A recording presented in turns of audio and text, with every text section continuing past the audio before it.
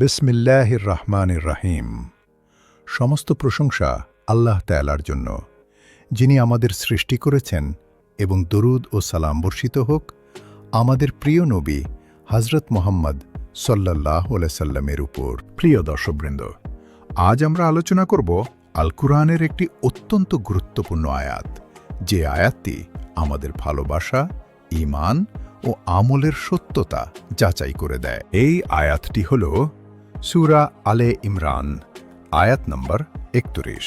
আল্লাহ তাআলা বলেন, কুল ইন কুনতুম তুহিব্বুনাল্লাহা ফাত্তাবিউনি ইউহিব্বুকুমুল্লাহ ওয়া ইয়াগফির লাকুম যুনুবাকুম ওয়াল্লাহু গফুরুর রহিম। কুল ইন কুনতুম তুহিব্বুনাল্লাহা ফাত্তাবিউনি ইউহিব্বুকুমুল্লাহ ওয়া ইয়াগফির লাকুম যুনুবাকুম ওয়াল্লাহু গফুরুর রহিম। বলুন, যদি তোমরা আল্লাহকে ভালোবাসো তাহলে আমাকে অনুসরণ করো।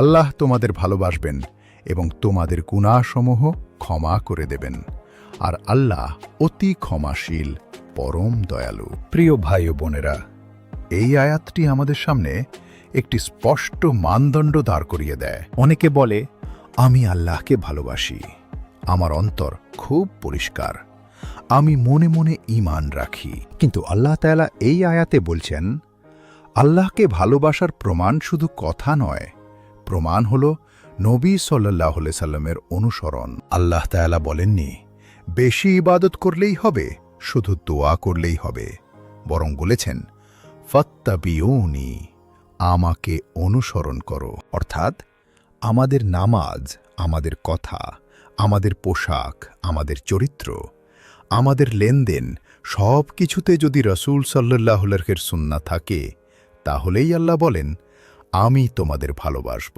এই আয়াতে আল্লাহ 3টি পুরস্কারের কথা বলেছেন।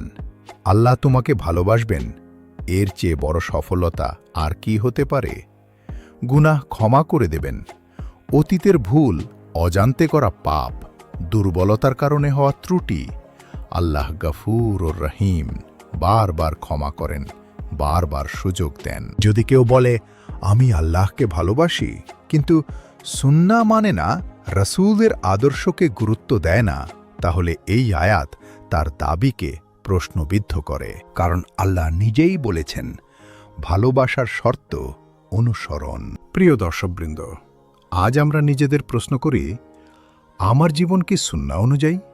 আমার আমল কি রাসূল সাল্লাল্লাহু আলাইহি ওয়াসাল্লামের পথে? আমি কি সত্যি আল্লাহকে ভালোবাসি?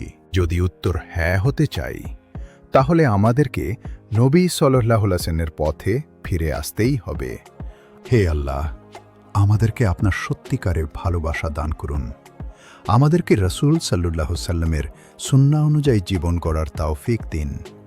আমাদের গুনাহ ক্ষমা করে দিন।